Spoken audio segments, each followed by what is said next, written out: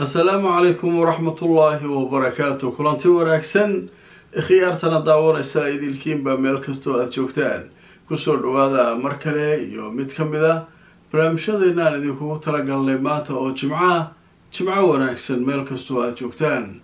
taariikhdu waa 23 Febraayo sanadka 2024. waa barnaamijkii labaad, waa barnaamijkeena habeenimo, waa barnaamijka aynu kusoo ururino macluumaadka wararkii ugu dambeeyay ee saacadihii la soo dhaafay dhacay. qodobadan barnaamijka idinkugu hayo waxaa ka mid ah shirkii ka furmay magaalada Paris. maxaa warar hordhaca oo ka soo baxay kaasoo u dhaxeeya Mareykanka, Qatar iyo Masar iyo Israa'iil. arrinta xabad joojinta maxaa ka soo kordhay Gaza. wararkii ugu dambeeyay sheekooyinkaas ayaan idin hayaa. waxaa sidoo kale barnaamijkan idinkugu soo gudbin doonaa Kataa'ibul Qassam ayaa caawa waxa ay soo daysay video kale oo ku saabsan xayi Zaytuun. Al-Jazeera ayaa goordhow laga baahiyay inta aan barnaamijkan duubayo wax yar ka hor. waxa uu ka kooban yahay dhowr qaybood: taangiyadii oo Al-Yaasiin lala daba joogo oo la ceyrsanayo, hoobiyayaal la garaacayo, iyo ciidankii Israa'iil oo qayladu ka baxayso oo helikobtarada iyo ambalaaskii dhaawacii si ay u kala qaadaan ay laayihiin. haddaba videogaas qaybta jiirada ayaan geyn doonaa anoo idiin sharaxi doonaa waxa uu ku saabsan yahay iyo sida uu yahay. haddaba qodobadaasi iyo qodobo kale iyo warar kale wixii soo kordha ayaan barnaamijka idinkugu soo gudbin doonaa. Safari Remit waxay ka caawinaysaa inaad reerkaaga iyo saaxiibada ku nool dalal dhowr ah aad gaarsiisid wixii aad ugu tala gashay. ilaa iminka wadamada ay xawaalada kugu diri karto waxaa ka mid ah Kenya, Soomaaliya, Uganda, Djibouti, Ethiopia, Sudan, South Sudan, Tanzania iyo Turkey. qiimahana aad ayuu u jaban yahay marka loo eego shirkadaha kale ee ka shaqeeya xawaalada. xawaaladan waa online. dhammaan bulshada waxaa lala socodsiinayaa gaar ahaan magaalada London in xarunta dhinaca caafimaadka ee French and Overseas Clinic ay ku taalo meel aan ka fogeyn stationka tareenka ee Baker Street ee bartamaha magaalada London. halkaa waxaa jooga dhaqaatiir kala duwan oo ka daaweynaya cudurro ay ka mid yihiin kuwa maqaarka, kuwa carruurta, kuwa haweenka iyo cudurrada guud. dhaqaatiirta halkaa ka howlgashay howlwadanaduba waxay diyaar u yihiin inay wixii caafimaad ay kula qabtaan. waxaa intaasi dheer in xaruntaasi French and Overseas Clinic ay ka howlgalaan dad Soomaaliyeed oo aqoon u leh xagga caafimaadka, dadka Soomaaliyeedna si gaar ah ula shaqeeya. haddaba bulshada meel kastoo aad joogtaan way ka abaal sheegteen intii tagtay xarunta caafimaad ee French and Overseas Clinic ee adinkuna ma tagtaan. bangiga caalamiga ah ee IBS Bangi oo aad mar walba uga barateen soo kordhinta adeegyo cusub oo casri ah waxa uu kugu bishaareynaya inaad si sahlan lacag ugu soo diri kartid eheladaada iyo asxaabtaada ku nool dalka adigoo isticmaalaya xawaalada caalamiga ah ee Ria Money Transfer. Ria Money Transfer waa xawaalad caalami ah oo ka shaqeysa in ka badan 165 wadan oo caalamka. waana mid ka mid ah xawaaladaha ugu waaweyn adduunka ee ka shaqeysa dirista lacagaha. ka qayb qaado farxadda ehelkaaga iyo asxaabtaada oo si fudud u isticmaal Ria Money Transfer. wixii faahfaahinta boqolaanta kuugu dhow ee IBS Bangi. waa tahay daawadayaal, waxaynu ku horbaraynaa marka ugu horeyso qodob xasaasi ah oo aad muhiim u ah. qodobadeena kala dib u dhiganaynaa. sheeko cajiiba ayaa waxaa laga soo warinayaa, wariyaashan waa imtixaan caadi ah, waxaa ka soo warinayaan shirkii dhowaan soo dhammaaday Rio de Janeiro lagu qabtay waddanka Brazil, kaasoo ay ka qayb galeen wasiirada arrimaha dibadda wadamada la isku yiraahdo G20 ama majmuuca 20 waxa af carabi lagu yiraahdo kooxda 20. kooxda 20ka waxaa la yiraahdaa waa wadamada adduunka ugu dhaqaalaha badan. 20ka wadan ee adduunka ugu dhaqaalaha badan ayaa waxay leeyihiin group ay leeyihiin. marka waxa la yiraahdaa group 20 la yiraahdaa ama majmuuca 20. G20gaas sanadba marka qolaa qabata. sanadkii la soo dhaafay Hindiya ayaa haysay, kii ka sii horeeyay Saudi Arabia. saasoo marka isugu socdaa. sanadkan marka waxaa tookadoodu ay tahay nimankan Braziliyiinta. Brazil ayaa markaa la soo wareegtay. Brazil waa ognahay marka iyo Israa'iil wixii dhex maray barnaamijyadii kugu sheegay. madaxweynaha Brazil safiirka xataa uu ka soo qaatay xaggaas wuxuu yiri waxa ay wadaan wax qof bini aadam ah aqbali karma adika waxa sheegi jirteen dagaalkii labaad ee adduunka yahuuda la gubay Hitler gubay Fortnite la geliyay yahuuda ma arki karin kullay waxbuu ku ogaa nagtuu ka geli jiray hadda marka wuxuu yiri adikiyaa ka daray wixii ladii ku sameynay aka qaylin jirteen hadda ka darteen wixii dhex maray marka waa la ogaa Brazil iyo Israel safiiradii la kala qaatay waaye marka shirka marka golaha wasiirada la qabtay oo G20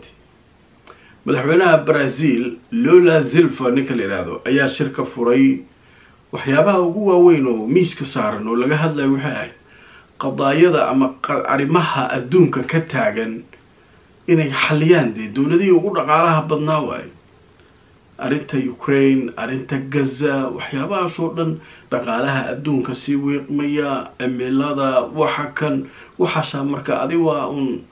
shirkaas marka meesha ka socday marka wasiirada arimaha dibadda oo dhan way joogeen dawladaha xubnaha ka ah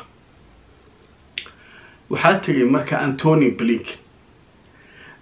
Blinken waa wasiirka arimaha dibadda ee Mareykanka markuu halkaa tagay ayaa marka waxa la yiri shirki intuu socday waxoogaa bareeg yara loo soo baxay madaxweynuhu jiiro ku qabtay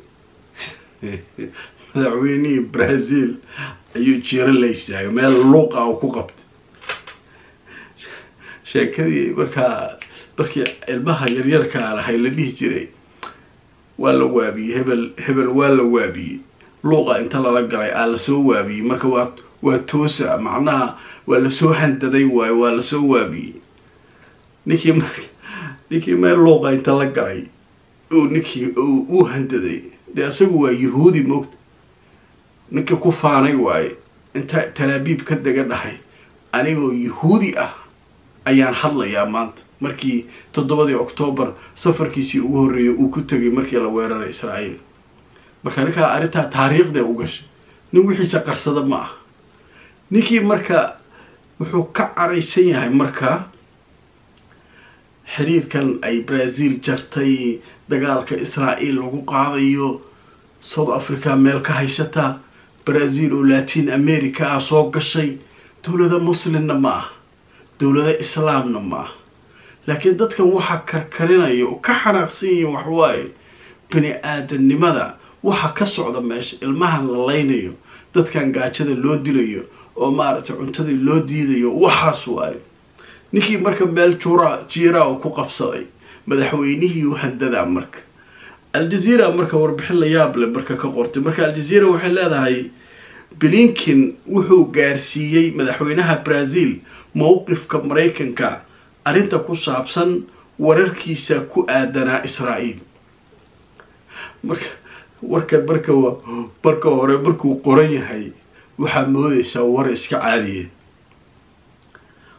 caadiya moodaysaa laakiin markii aad sii dhex gashaa la leeyahay waxa kaaga soo baxay nooc min tahdiid hanjabaada ku jirta ninkii meel jiira inta ku qabtay sawirada arkaysaan meel luuqa la isku meel jiira ninkii marka wuxuu ku leeyahay ninka Blinken la yiraahdo wuxuu gaarsiiyay madaxweynaha Brazil mowqifka Mareykanka ee ku saabsan hadaladii uu dhahay yaa dhahaya madaxweynaha Brazil hadalada madaxweynaha Brazil dhahay mowqifka Mareykanka maxaa ka galay macnaha waxa waa adeerow warkaan wada jooji waa bafaa Israel daba dhigatay ka har marka warku waa saas waa tahay marka sheekadaas marka waxay qabsatay warbaahinta ninkii Antony Blinken meel luuqa ku helay madaxweynihii Brazil marka maxay leeyihiin warbaahinta waxay leeyihiin ninkan Lula Silva la yiraahdo madaxweynaha Brazil ninna xama wuxuu dhahay hadaa ii soo gudbiseen mowqifkiina kula hadaa Mareykan tihiin oo mowqifkiina ii sheegteen oo ku aadan wixii aniga aan ku hadlaayay waxa ka qabtaan maxay idinka galay waay وما ستين وراي موقف كينا دا شيكتين لكن أنا يخصصا وحكى أنا يخصصا دلكي يخصصا وح عن قبل ضد وح ليه كرائنا نهاي واي أنا ضد معرتي أفكر لحراي أو لعبسينا يمني وح عن ربنا أنا جاشيجينا برازيل أنا لهذا وح ماشى كذا أيوة كحنا هاي حسوق واي إسرائيل وكحنا غذي سفير كي كان كسوق حيستوي يجونا كودة ويرتين خلاص مريكان معاك قالوا يربر أنا مريكان بالالونا مريكان بركة هركاسال برا حتى هداك بارتي بدحوينه هدو كهضلو وحل هي موقف كمريكان كوكسوق جارسي معاه أريتها كتشوك واي شيء كذا سالكاس برسا مركب وحي أهيد وربحين رتي أنا عجيب واي maxaa ka soo kordhay marka Paris haday waxay noo joogtay wafdigii Israa'iil oo meesha tagay madaxiisii ayada Mareykanka oo halka gaaray wafdigii Qatar ki Masar meesha la isku tagay rajab badan lama sheegayna ogow waa idii sheegay Xamaasna waxbay ku dhagan tahay Netanyahu iyo kooxdiisana waxbay ku dhagan yihiin nabad iyo waxa kan marwaan shirkii marka waxa leeyahay wuu furmaya leeyahay halka uu ka furmay hadaba sida goordhow la daabacay waxa leeyahay wada hadaladii Paris ay ku saabsanaa arinta Gaza iyo Hamas oo la sugayay macnaha way furmeen waxa hadda Hamasna waxay sugaysaa jawaabta waxa ka soo baxa halkaas macnaha wada hadaladii way furmeen Hamasna waxay marka ka war sugay ayada ma joogto deemogta Hamas ma joogto laakiin waxay ka war sugaysaa waxa ka soo baxa meesha waxa meel hadii wax la isla meel dhigo mowqifka ay Hamas qabto waxa qaaday Qatar iyo Masar halkaas ay geeyeen Israa'iil iyadaaba fadhiso meesha ka doodaysa marka loo baahdo marka in Hamas lagu soo laabto Qatar iyo Masar ku soo laabo wax weydiinayaan marka way sugeen marka iyadu heegan ku jirtaa Hamas marka jawaabtay sugay macnaha waxa waaye Hamas iyagu waa soo jeedaan meel kasta ay joogaan waxba la soo weydiinaa shirki uu furan marka iyagu maadaama ay shirka joogin haday Dooxa joogaan iyo haday Qaahira joogaan iyo haday Turki joogaan istaanbay waa macnaha way soo jeedaan haye arinta halkaas ay maraysaa nimankii intaanay ka hari laayeen adigu ma ka haraysaan marka wada hadalku waxay uga jiraan iyagu dhinaca isgaarsiinta oo dhanka carabta uga jiraan Qatar iyo Masar la tashanayeen marka macalinka weyn halka wuxuu u diray madaxa hay'adda sirdoonka CIA-da Mareykanka ayaa halka tagay oo wafdiga Mareykanka hogaaminaya wafdiga Israa'iilna waxa hogaaminaya madaxa hay'adda sirdoonka ninka hay'adda lira Mossad ninka madaxda ayaa hogaaminaya iyo wakiil ka socda hay'adda sirdoonka gudaha waxa sidoo kale jooga sargaalka ama generaalka qaabilsan galka maxaabiista ay Hamas hayso iyo la taliya dhinaca siyaasadda xafiiska wasaaraha Israa'iil waxa ka kooban yihiin wafdiga nimankan wafdiga Qadariyiintana waxa jooga halka ra'iisul wasaaraha Qatar ahna wasiirka arrimaha dibadda nin akhyaar waaye dhowr jeer hore shirarkan iyo waxa kan iyo Qatar asaga u matala dhinaca Masarna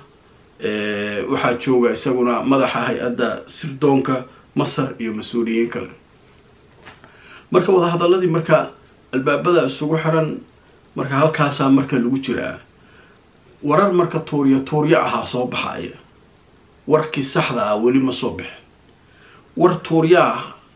ayaa soo baxayo leeyahay sidee wax u jiraan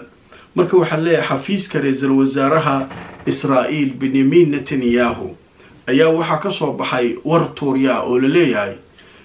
Hamas ma tanaazulin mana rabto inay tanaasusho marka waa la isku daalina wada hadalka amal war aha soo baxay marka waxyaabaha soo dhaw way socdaan laakiin al-umum waxa leeyahay macalinka weyn waa ka go'an tahay in wax uun lagu heshiiyo arintan la riixo oo maartay wada hadallo la furo bisha Ramadaan intaan la gaarin ka hor waa in natiijooyin waaweyn ay soo baxaan saasoo maartay ninka Biden la leeyahay aaminsan yahay waayahay marka wadahadalladaas marko inay furmeen oo halkaa wax marayaan iyo wararka tuuryada ma ahane weli wax kaloo soo kordhay male laakiin sheeko kale oo cajiiba jirta oo la leeyahay mudaaharaad weyn ayaa wuxuu ka soconayaa magaalada Tel Aviv mudaaharaadka waliba wuxuu ka dhacay shaaric ku yaala bartamaha magaalada oo wadada ugu weyn magaalada bartankeeda marta ah saacad ku dhawaad ayay xirteenba shaaricii oo dhan dadka mudaaharaadka sameynaya waa ehelada dadka lagu haysto Gaza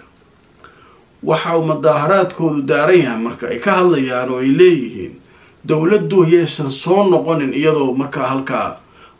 wadaxaajoodkaas natiijo wanaagsan aysan ka soo bixin oo maxaabiista lagu sii deynayo sidii kii qaahiro oo kale ma rabno oo soo fashilmay iyo waxa kan iyo ma rabno dawladdu marka iyaguna halkaas culays ku saarayaan Netanyahu iyo kooxdiisa ay halka maartay culays ku saarayaan marka mudaaharaadiyadaas marka iyaguna waa joogto cadaadiskay ku sii badinayaan Netanyahu ma ogolayna saga horaydii kugu sheegay in wafdi dambe uu diray waxa kan marmin laakiin culays kaga yimid macalinka weyn ayaa lagu waday wafdiga haddana waxaa la qiyaasayaa in Hamas ay ku dhaganaan doonto mowqifkeeda waxa tanaasuli doona ay noqon doonaan dhanka Israa'iil inkastoo leeyahay way adag tahay Israa'iil dagaalka saanu ku dhamaaday ma rabni leeyin waana la ka adkaaday waa ceebaysana عرب دمبو أن هون استاك نلا وعيري نين سرقالة لقى سو حكتي إسرائيلي وعيري دقالك سالة دو كرنا ما هذا كلها عرب دمبو هون استاكر معانا عي أنا قول نور أنا لكوفسة كلها عربتها لو كان حماسة لقيه إنك قرعين مركا أنا قول حماس كتخلصين حماس أنا قول ربترين حتى أنت اللي بربريي oo guriga la burburiyay oo dad la xasuuqay waxaas dhan waxba ma ah miday nagu dhigeen arab waa u bootay jirnay moogtay wuxuu yiri arabta way naga baqi jireen waa u booteen jirnay ay su'aalan akeen ciidanka uga tirsanaa allah niman waxa loo yimid uu yiri Hamas la yiraahdo nimankaas miday nagu dhigeen awoodeeni dhanay hal mar dhulka galiyeen oo dhaay sumcadeed arab dambe saan ma hor istaagi karno yuhuudi Hamas kufsat maxay sheegaan leeyahay marka wuxuu yiri nimankan ilaa aan meel uga soo harro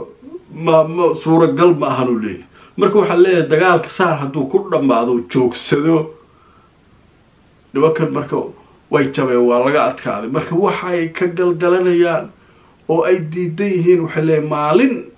ma soo qaban kartiin nimanka waaweyn mid kamid ah xataa ninka meesha haysta Sinwar Yahya Sinwar Abu Ubayda iyo waxa kan raggan waaweyn meesha ku jira wax ma soo qaban kartaan sidee u aarsan kartaan ay ka joogtaan marka hadda waqtigii waxay leeyihiin dagaalka la joojinay ma la gaarin leeyahay macalinka weynna de buuq badana ku furan dawladda islaamka ku kacsan gudaha Mareykanka loo kacsan si uu yeelan male marka xaaladdu halka marka aad ay isugu dhabaqsantaan leeyahay sheekada marka way qasadtahay qaybta ugu dambaysa barnaamijka waxaan ku eegaynaa Kataa'ibul Qassam video kale soo saartay habeen hore ahayd markay video soo dirayeen aan idin soo gudbinay oo nagta la isku hay caawa mid kale la soo daayay inta wada hadal iyo markii la sheego nimanka wixii u kaydsaraa oo way soo bixinayaan waxay leeyahay waa maanta waxa soo dhacay warshada hore ka soo saaray baasha baaratay videoyada macnaha adduunka waxa la tusinaa anagu waa joognaa waadayaa meesha inkastoo aynan kuraasta lagu wada hadlayo Hamas fadhinin haddana meesha lagu dagaalamayaa joognaa waaye macnaha ila ogaataa waaye nimanka marka Al-Yaasiinka la ordaa Paris waa loo diiday inay ka qayb galaan wada hadalka soo baaha waxa idin matala Masar iyo Qatar soo lama dhihin annaga Paris ba joognay taagii laakiin waxa joognaa Gaza meeshana wax ku karkarinaynaa kaalaya arka marka annaga marka dad jira inaan nahay oo jooga oo weli awood leh oo in maaragtay lala tashado mudan inaan nahay marka fariintaas waaye marka nimankii marka caawa videogaas soo saaray videogu marka wuxuu ka kooban yahay 3 qaybood uu ka kooban yahay qaybta ugu horeysa videoga wuxuu ka hadlayaa taangiye la gubaya arkaysaan wiilal cagacad oo alyaasiin la ordaa meel kasta iyo taangigii ordaya nagta lagu hayo ayaa arkay doontaan waxaa sidoo kale aad videoga ka arki doontaan hoobiyayaal sidii markii hore kale lagu duqeynaya haddana xayi zaytuun nagta looga qaadayo ciidankoodii infantrygoodii markii lagu soo daadiyaba nimankan meel kore ka fiirsanayaan hoobiye nafta uga qaadeen hoobiyaasha markay ku garaaceen oo wax dhintay iyo wax dhaawacmay dhiigu isqabsaday ayaa meeshii marka waxaa yimid helicopteradii ambalaaska ah oo soo ordaya iyo baabuur ambalaas iyo baabuurta militariga ambalaaska wixii oo dhan oo wixii daabulaya oo qaylada ka yeeraysa ayaabaysa ayaa iyaduna qaybta ugu dambaysa videoga ku jiri doonta soo ziyaarta kadibna aan iswareysano soo mara wixii fariinana noogu reeba qaybta commenteska ama fariimaha ziyaaradaasaa jirta caawa marka halkaasaa ka daawanaysaan baasha nimankii oo nagta laga gelinayo Abu Ubayda iyo xertiisa ziyaaradooda ha laga soo bonaysto caawa marka maanta jimcay ahayd ladinku talagalaa u malaynaa jimcaas maadaama ziyaaragaadtiin oo aad u jeceshiin barnaamijkii waa naga intaa hayloobin inaad like garayso oo aad share garaysid haddaad nagala socoto Facebook iyo YouTube labadaba sidoo kale subscribe ka hayloobin haddaad nagu cusub tahay YouTube-ka haddaad nagu cusub tahay Facebook-kana follow garay inta aan mar kale barnaamijka lamid ah ku kulmayno mar kale waxaan idin leeyahay jimco wanaagsan haddii alla idmo barnaamijyadeena kale iyo maalmaha soo socda nabadgelyo